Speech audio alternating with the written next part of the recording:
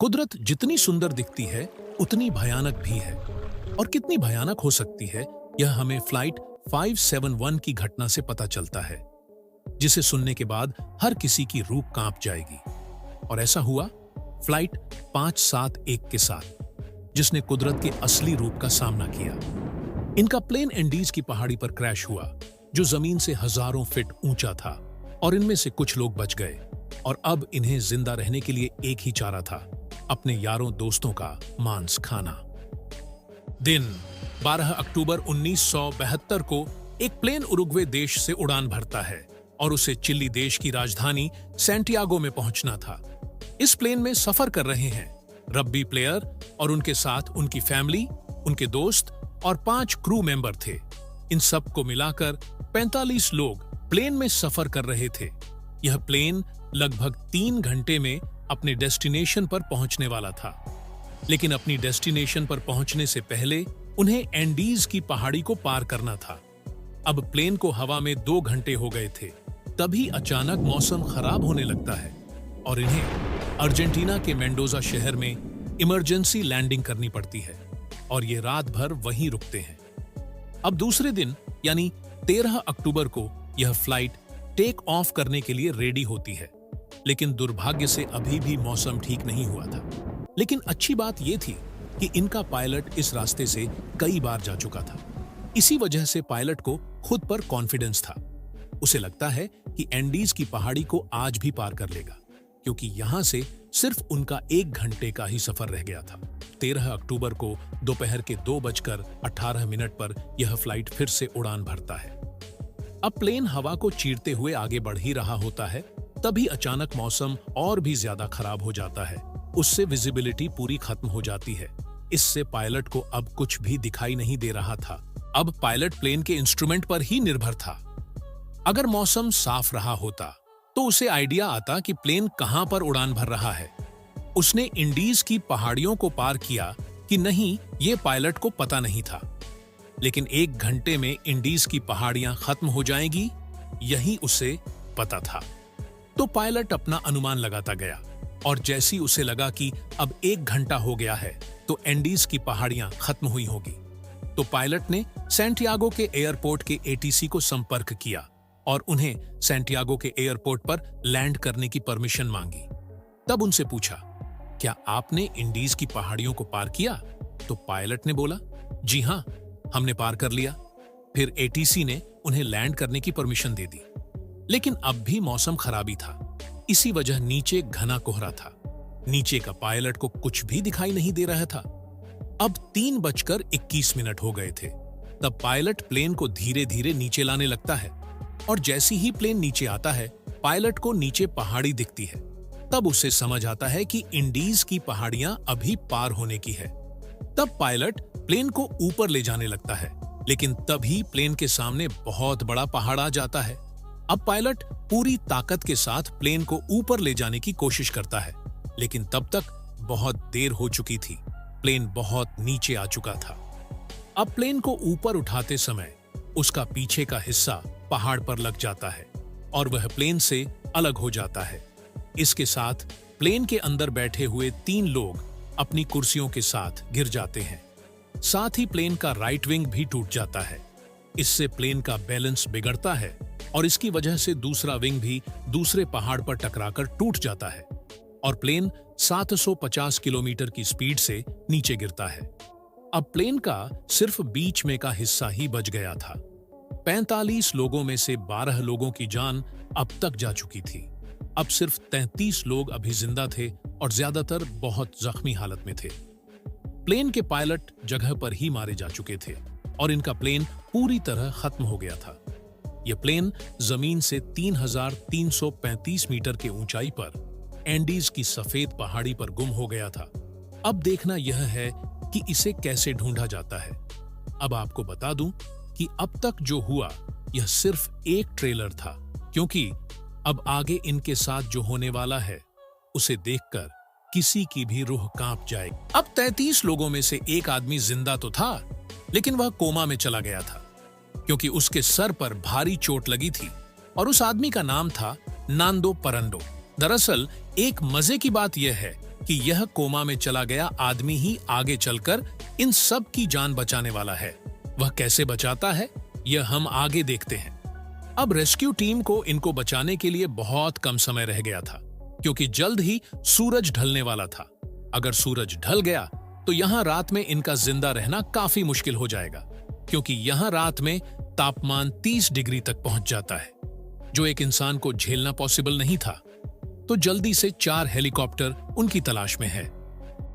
अब ये rescue team Indies पहाड़ी को पूरा खंगाल डालते हैं, लेकिन क्रैश हुआ प्लेन किसी को भी दिखाई नहीं देता, क्योंकि इनका प्लेन एक ऐसी जगह फंसा हुआ था जहां बर्फ की पूरी सफेद चादर थी और आसमान में सफेद कोहरा था। और इनके बैड लक से प्लेन भी सफेद था। इसकी वजह से इनको ढूंढना रेस्क्यू टीम को एक चुनौती ही थी। अब थोड़ी ही देर में रात हो जाती है और रात को रेस्क्यू ऑपरेशन रोक दिया जाता है। अब यह जैसे तैसे रात निकालने का प्रबंध करते हैं। तो आज रात गुजारने के लिए ये सभी इस प्लेन का सहारा लेते हैं। अब सुबह होते होते इनमें से 8 लोग अपनी जान गंवा देते हैं, क्योंकि वह इतनी ठंडी सह नहीं सके। अब जिंदा बचे हुए की लोगों की संख्या 26 रह जाती है। अब दूसरा दिन निकलता है। इनके पास खाने के पीने के लिए बहुत ही कम सामान था, जैसे कि वाइन की बोतलें, बिस्कुट और हल्का फुल्का खाना। अब दूसरे दिन उन्हें खोजने के लिए 11 हेलीकॉप्टर भेजे जाते हैं, लेकिन उनके सामने आज भी वही प्रॉब्लम थी जो कल थी, सफेद कोहरा और बर्फ की सफेद चादर। रेस्क्यू टीम इंडीज की पहाड़ियों को पूरा खंगाल डालती है, लेकिन आज भी क्रैश प्लेन नजर में नहीं आता। तो ये सभी एक आइडिया लगाते हैं और सभी के सूटकेस बैग लेकर एक बड़ा सा क्रॉस साइन बना देते हैं, ताकि ऊपर से ये नजर आ सके। लेकिन ये क्रॉस भी किसी को भी नजर नहीं आता। हालांकि क्रॉस बनाने के बाद 3 हेलीकॉप्टर ऊपर से उड़ जाते हैं। अब क्रैश के तीसरे दिन यानी 16 अक्टूबर को नांडो परांडो कोमा से बाहर आता है, और जैसी वह बाहर आता है तो उसे पता चलता है कि उसकी मां अब नहीं रही और उसकी 19 साल की बहन भी गंभीर रूप से घायल है। अब दिन प्रतिदिन उनकी हालत बिगड़ती जा रही थी। रेस्क्यू टीम इनको ढूंढ नहीं पा रही थी और खाने पीने की चीजें भी लगभग खत्म होने वाली थीं। अब ऐसे में इन्हें 8 दिन पूरे हो जाते हैं और 8 दिन के बाद रेस्क्यू ऑपरेशन भी स्थगित किया जाता है, क्योंकि अक्टूबर के महीने में एंडीज की पहाड़ों पर भारी बर्फ पड़ती है और ऑफिसर को यह भी लग रहा था कि सभी सर्वाइकल अब तक मारे जा चुके होंगे, लेकिन किसी को भी नहीं पता था कि वह जिंदगी और मौत के बीच में झूल रहे हैं। तभी एक आदमी को प्लेन के मलबे में एक रेडियो मिलता है, और जब वह रेडियो को ऑन करता है तब उनकी ही प्लेन की न्यूज ब्रॉडकास्ट हो रही थी, और तब उन्हें पता चलता है कि रेस्क्यू ऑपरेशन को अब बंद कर दिया है। यह न्यूज उनके बचे कूचे आशाओं को खत्म कर देती है। अब इनके पास 2 ही रास्ते बचे थे, एक तो मौत का इंतजार करें, नहीं तो स्थिति का डटकर सामना करें। तो इन्होंने दूसरा रास्ता अपनाया। अब ये लोग प्लेन की सीटें फाड़कर उसमें से रुई निकालकर अपने कपड़ों में भरते हैं, ताकि ठंड से बचा जा सके। अब बर्फ पिघलाकर पानी का तो जुगाड़ हो जाता था, लेकिन अब सबसे बड़ी समस्या थी खाने की। अब इनके पास एक ही ऑप्शन था, जो आज तक दुनिया में कहीं नहीं हुआ था, जिसे सुनते ही हमें घिन आ जाएगी, और ये था कि अपने ही मरे हुए यारों दोस्तों का मांस खाना। ये डिसीजन लेना उनके लिए बहुत कठिन था, लेकिन इसके बिना उनके पास कोई ऑप्शन भी नहीं था। अब जैसे तैसे वह प्लेन के अंदर ही दिन काट रहे थे। अब क्रैश के 16वें दिन यानी 29 अक्टूबर को कुदरत इन्हें एक और बड़ा झटका देती है, और रात को जब सभी लोग सो रहे थे तभी पहाड़ पर एवलॉच आता है, और वह इतना बड़ा था कि इनके प्लेन को अपने चपेट में लेता है। अब प्लेन पूरी तरह बर्फ में दब चुका था। इसकी वजह से प्लेन में ऑक्सीजन की कमी हो जाती है, और इससे 8 और लोगों की मौत होती है। अब सिर्फ 19 लोग ही जिंदा बचे थे, और इन्हें प्लेन से बाहर आने के लिए 3 दिन का समय लगता है। यानी आप सोच सकते हैं कि यह एवलांच कितना बड़ा था और इन्होंने कैसे उसका सामना किया होगा। ये सोचकर ही शरीर पर कांटे आते हैं। अब इन्हें पता चल गया था कि अभी यहां रहेंगे तो एक एक करके मारे जाएंगे। अब ये यहां से बाहर जाकर मदद लाने का प्लान बनाते हैं, लेकिन इनमें से ज्यादातर लोग जख्मी हालत में ही थे। फिर भी इनमें से 3 लोग तैयार हो जाते हैं। अब क्रैश के 33 दिन के बाद यानी 15 नवंबर को ये तीनों पहाड़ की चढ़ाई करना शुरू करते हैं। अब इधर ये तीनों बिना सोचे समझे पहाड़ पर चढ़ने लगे। उन्हें लग रहा था कि पहाड़ के दूसरे ओर कोई इंसानी बस्ती होगी, लेकिन उन्हें बिल्कुल नहीं पता था कि वह गलत दिशा में जा रहे हैं। इनको पता था कि 3 दिन में हम पहाड़ की चढ़ाई कर देंगे और इन्होंने सिर्फ 3 ही दिनों का मांस अपने साथ लाया था। अब जैसे तैसे यह तीसरे दिन पहाड़ पर चढ़ जाते हैं, तब वहां का नजारा देखकर उनके पैरों तले जमीन फिसल जाती है, क्योंकि जिस दिशा में वे जा रहे थे वहां आगे रास्ता ही नहीं था, बल्कि पहाड़ ही पहाड़ थे। अब इनके पास खाने का सामान बहुत कम बचा था, तो ये एक फैसला करते हैं। एक आदमी क्रैश प्लेन की जगह पर वापस जाएगा और 2 लोग आगे इंसानी बस्ती ढूंढने का सफर जारी रखेंगे। तो उसमें से विजनटन वापस लौटा और टेनिस और परांडो आगे सफर जारी रखते हैं। अब इन्हें सही दिशा का अंदाजा हो चुका था।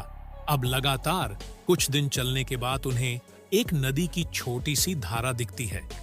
अब इसी धारा के साथ लगातार आगे बढ़ते हैं और लगातार 9 दिन चलने के बाद इन्हें नदी का दूसरा किनारा दिखता है और वह दिन था 20 दिसंबर। अब उन्हें नदी के दूसरे ओर 3 लोग नजर आते हैं, लेकिन वो चलते चलते काफी थक चुके थे।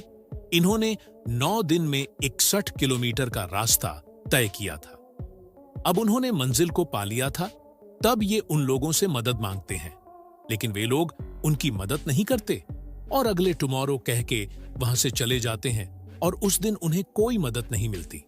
फिर वो किसी और के आने के इंतजार में रात भर वहीं रुकते हैं।